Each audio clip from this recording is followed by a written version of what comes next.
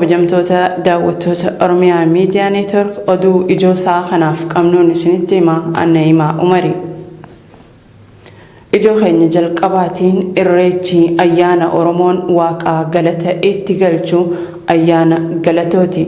Waaqa bacaqii gannaa baase galateeffataa aadaa, duudhaa fi safuu Oromtichaa ganamaatiin Oromboo qabirraa simatuudha malee dirree itti kaadiree fi waraanni afamuuziidhaan uummata doorsiftuu mitii ja'anii qeerroowwan bushooftuu fi naannawa isheerraa Oromiyaa Miidiyaa Neetwork dubbise.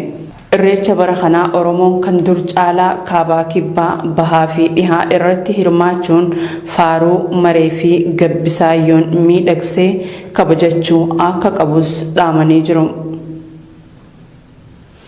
Ijoo keenya itti aanuun mariin hariiroo obbolummaa saba Oromoo fi saboota ollaa gidduutti waraana bilisummaa Oromootiin jalqabe itti fufee jira. Mariin hariiroo nageenyaa saba Oromoo fi Somaalee irratti xiyyeeffatuun torbaanotaan dura karaa kibba Oromiyaatiin jalqabe fulbaana 22/2021 itti fufuun haala nageenya daangaa saboota lamaanii tiksuu irratti fi daba wal dhibdee dhalchuuf hojjetamu fashaleessuu irratti mari'atamee jira.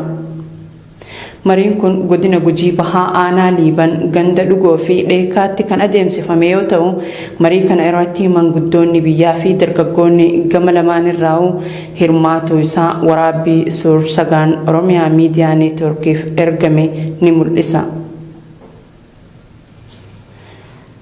Hidhamtoonni siyaasaa mana hidhaa galaan keessa turan bakki buuteen isaanii erga dhabamee guyyaa 2 ta'ee jiru maatiin. Qondaalota adda bilisummaa Oromoo obbo Mikaa'el Booranii fi obbo Kennisaa Ayyaanaa kanneen waggaa tokko oliif waajjira poolisii magaalaa Galaanitti hidhamanii turan dabalatee kanneen ji'oota 3 dura kaambii waraanaa Awaash Malkaasaa irraa gara Galaan geeffamanii fi gaazexeessitoota Saabaa'oo walumaa galatti hidhamtoonni siyaasaa 12 bakki buuteen isaanii wallaalamuu maatiin Oromiyaa Miidiyaa Neetworkitti himanii jiru.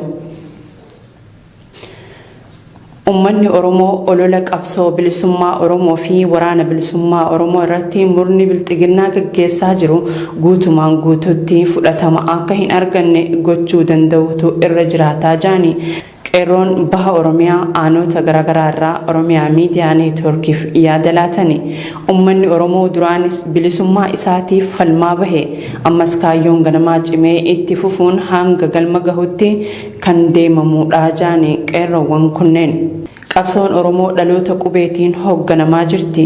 Sabni kun duraanumaa waan isaaf ta'uu fi isaaf hin taane adda baasee beeka. Sababii ta'eef kaayyoo qulqulluu Elemoo Qilxuu fi Taaddasaa Birruufaa akkasumas gootowwan kaleessaa san galmaan gahuuf wareegama barbaachisu mara kaffaluuf qophiidha jaani.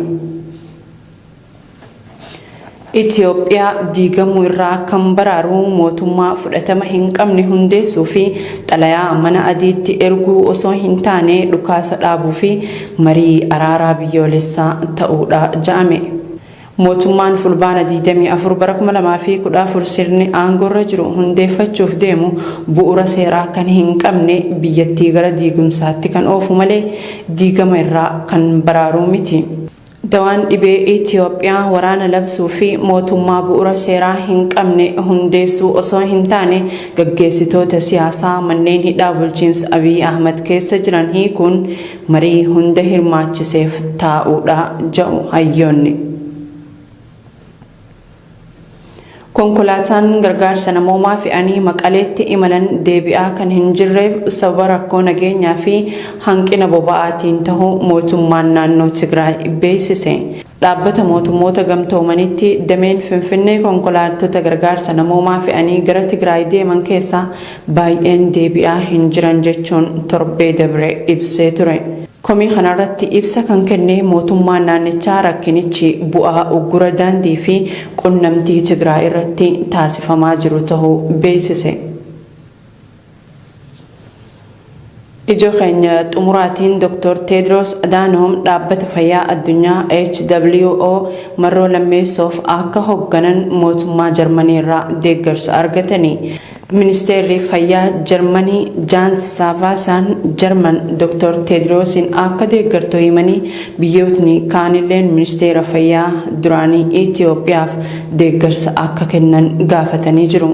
Biyyoonni michuus Dr. Tedroos akka deeggaran affeerra jechuun ministeerri kun Rooyitersitti himanii jiru.